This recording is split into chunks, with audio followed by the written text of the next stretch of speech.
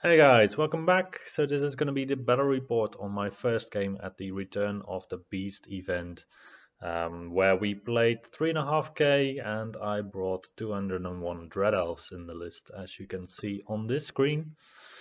It was just an experiment basically from my side to see if this would be viable. And then my opponent brought Beast Herds for the first round.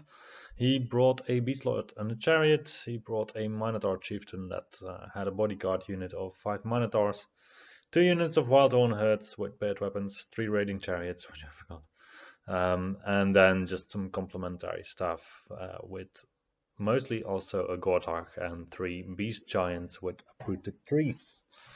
So matchup wise, I would say that Beast Herds in general is quite a good matchup for Dread Elves because they rely quite heavily on their resilience, and Dread Elves kind of ignores that with +1 to wound in the first round of combat.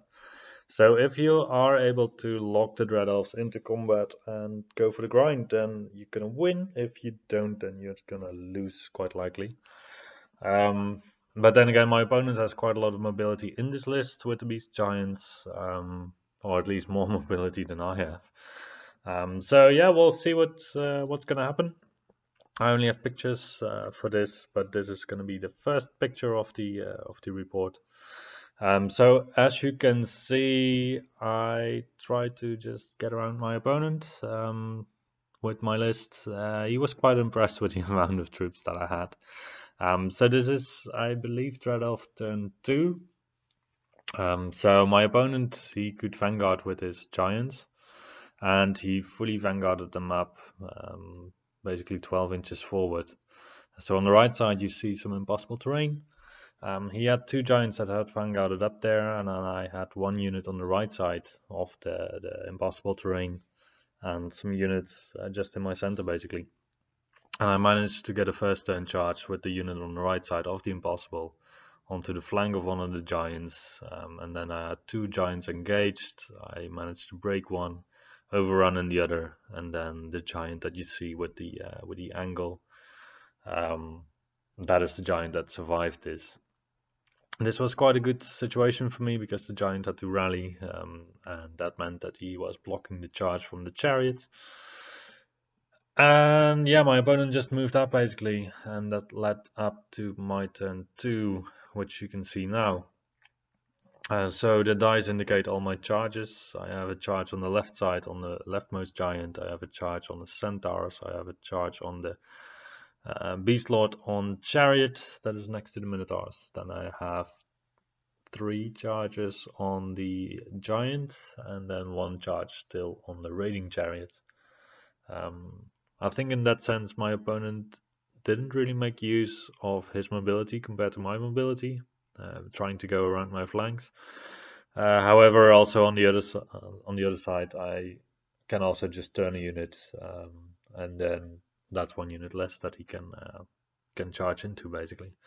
Yeah, so this was basically the turn where the game was already kind of practically over. Because if we go to the next picture, this is after all these charges have happened. So on the left side, I do manage to break my opponent's giant, put some wounds on it, and then I chase it. He does rally it later.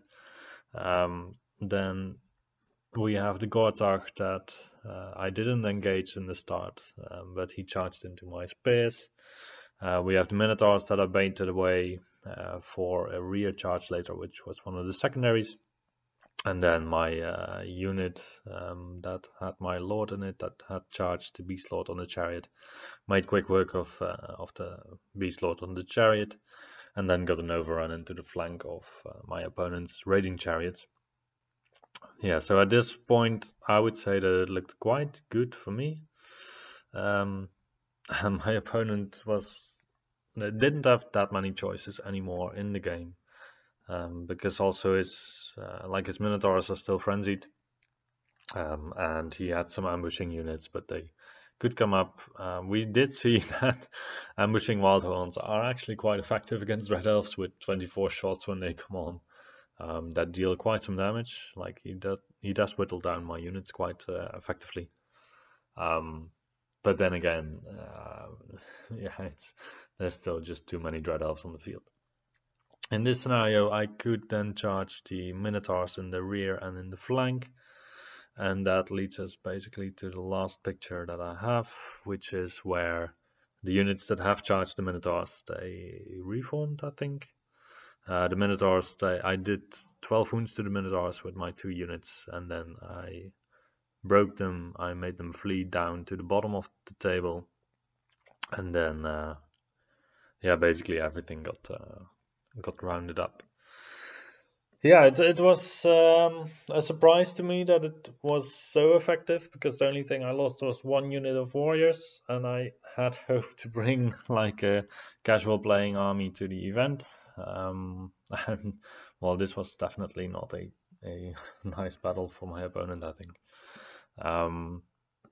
Even though he was a great sports during the battle, and yeah, I still hope we both had a good game. But tournament-wise, this one went really, really well for me. I would still like to thank my opponent for the game, and with that, I will see you for the next report.